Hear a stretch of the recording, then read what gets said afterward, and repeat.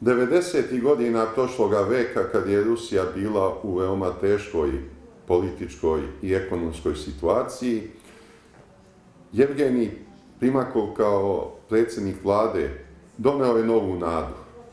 I tu nadu je osjećala cela Rusija, a i ruski prijatelji u svetu.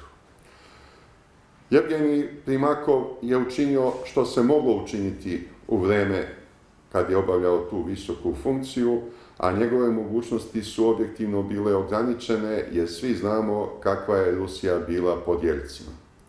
Ono što nas Srbe opredeljuje da se krajnje pozitivno izražavamo o Jevgeniju Primakovu je činjenica da je on u tim teškim godinama bio dokazani srpski istinski prijatelj. Ja ću vas podsjetiti samo na dan početka bombardovanja Savezne Republike Jugoslavije, 24. marta 1999. godine.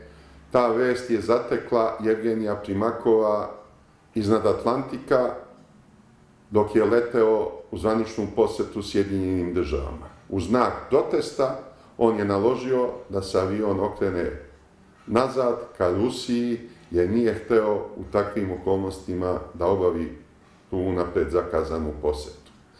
I ono što nas posebno opredeljuje da budemo veliki poštovaoci gospodina Primakova je činjenica da je on jedan od retkih svetskih državnika koji je u toku bombardovanja posetio Beograd i izrazio solidarnost sa srpskim narodom.